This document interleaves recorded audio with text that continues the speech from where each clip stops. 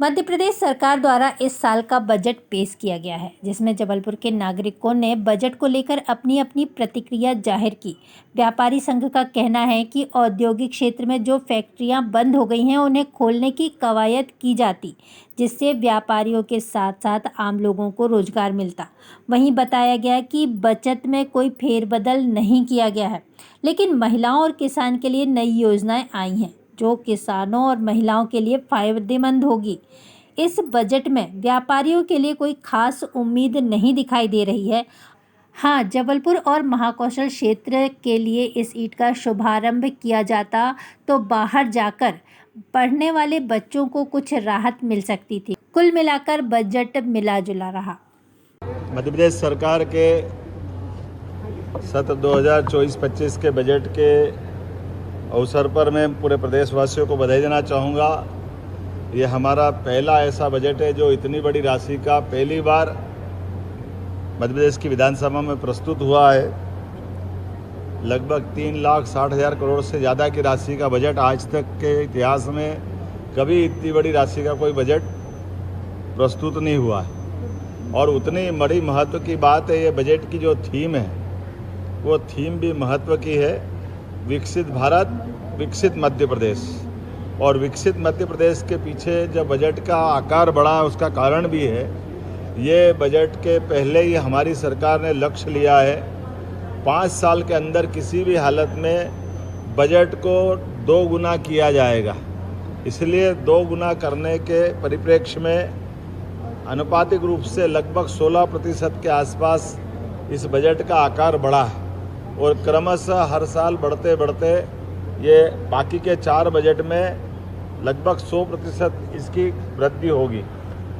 दूसरा बड़ा बजट कोई भी होता तो हमेशा वो कर लेकर के आता, लेकिन इस बजट में कोई कर किसी प्रकार का नहीं बढ़ाया गया है। उपलब्ध संसाधनों के बलबूते पर हमारी आय और व्यय की सीमाओं को फैलाते हुए इसी के अंदर सबको समाविष्ट करने का प्रयास किया है।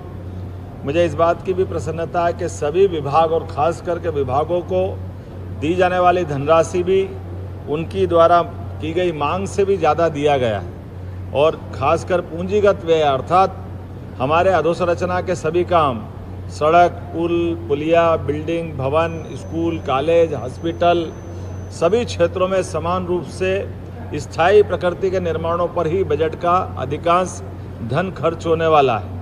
ये वेतन भत्ते या अन्य तात्कालिक व्यय में इस बजट को बचाया गया है, उसमें खर्च में रोका गया। जैसे आपकी जानकारी है, हमने स्वयं मैंने मेरे मंत्रिमंडल के साथियों के साथ हमारा टैक्स हम देंगे, इसी आधार पर माननीय विधानसभा अध्यक्ष और नेता प्रतिपक्ष सबने भी इस बात को आगे बढ़ाया है। अर्थात व्यक्तिगत खर्चों पे, वित्तीय नियंत्रण पे सरकार ठोस काम करेगी। बजट जो है आज का जो आया है ये लगभग देखा जाए तो कैरी फॉरवर्ड ही हुआ है। इसमें कोई बदलाव तो ज़्यादा देखा नहीं गया है। हाँ, लेकिन इसमें महिला वर्ग और किसान वर्ग को देखते हुए बजट में काफ़ी योजनाएं लाई गई हैं।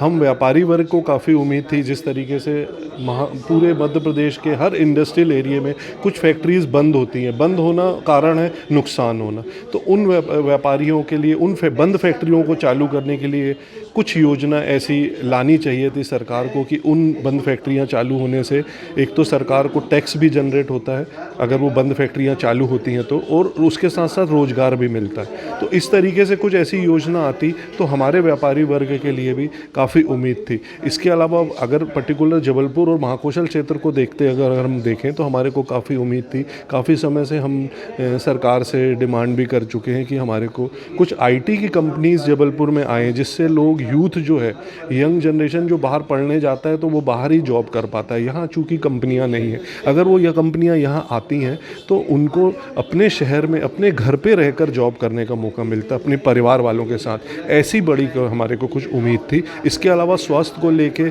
मेडिकल कॉलेजेस की घोषणा की गई है ये एक अच्छी पहल है। इसके अलावा हमारे महाकौशल में काफ़ी समय से इंतज़ार है कि अपोलो और एम्स जैसा अस्पताल बड़ा आए, जिससे कि लोग महाकौशल क्षेत्र को स्वास्थ्य के लिए इलाज कराने के लिए कम से कम जो लोग बाहर जाते हैं उन्हें आने जाने का कन्वीनियंस, रुकने का, होटल्स का, इलाज बहुत महंगा हो चुका है आज के समय पे। और ये जो एक्स्ट्रा खर्चे रहते हैं आने जाने के सभी तरह के, उससे आम आदमी की कमर टूट जाती है। अगर जबलपुर में कोई बड़ा अस्पताल आता है तो निश्चित उनका एक बजट में सीमित अमाउंट में कम से कम इलाज हो सकता है, अच्छे से अच्छा इलाज हो सकता है, आदमी बाहर नहीं जाएगा कम से कम।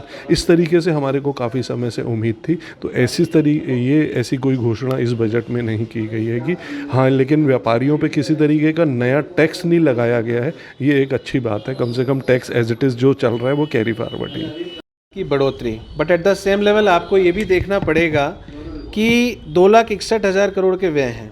वित्त मंत्री ने कहा विकास का बजट है। अब विकास में साथ में ये भी देखें कि जो राजकोषीय घाटा है 55,708 करोड़ का, उस पे कहीं चुप्पी है सरकार की। देखिए एमएसएमई के लिए 14,000 करोड़ का प्रावधान। घोषणाओं की बात करें तो घोषणाएं बड़ी अच्छी होती हैं, आने वाले साल बताएंगे कि कितना सार्थक और सिद्ध हुई हैं घोषणाएं।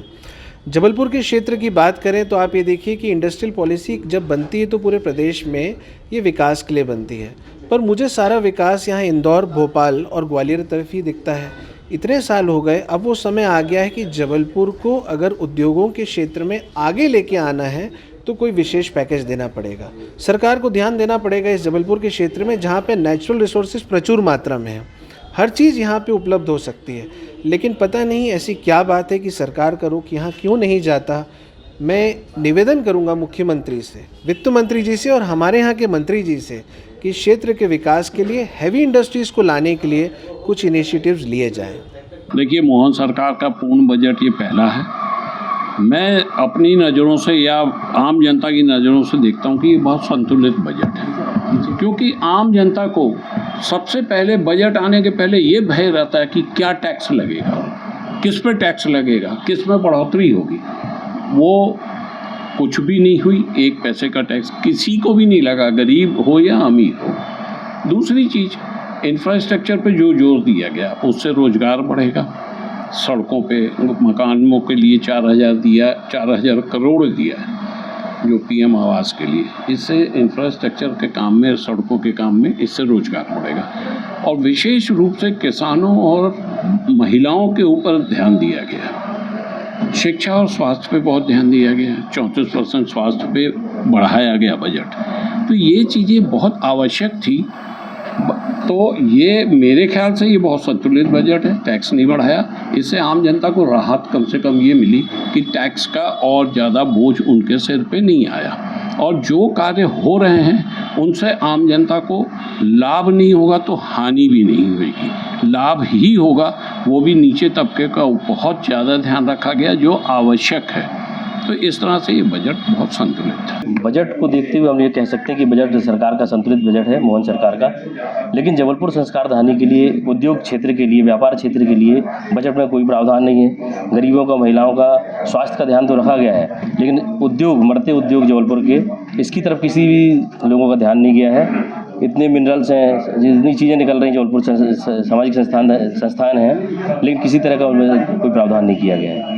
कुल मिला के आप देखा जा रहा है कि हाँ, हमारे जबलपुर के लिए तो अच्छा बजट नहीं है। क्या उम्मीदें लगा के हमको ये था कि उद्योग के लिए कुछ करते, एमएससी सेक्टर के लिए कुछ करते, लेकिन इस सरकार ने इस तरह का कोई प्रावधान नहीं किया। उद्योगों के लिए कुछ हो जाता है या मिल जाती, कोई पैकेज मिल जाता, तो क्या लगता है आपको जबलपुर में रोजगार की बहुत साधन उपलब्ध हो जाते हैं। इतने सारे अपने मैग्नीज हैं, आयरन ओर है, इतनी सारे संपदाएं हैं, लेकिन इसका सही दोहन नहीं किया जा रहा है। यहाँ से माल चाइना जा रहा है, लेकिन हमारे उद्योग के लिए, जबलपुर की जनता के लिए इस तरह का कोई नहीं किया गया है।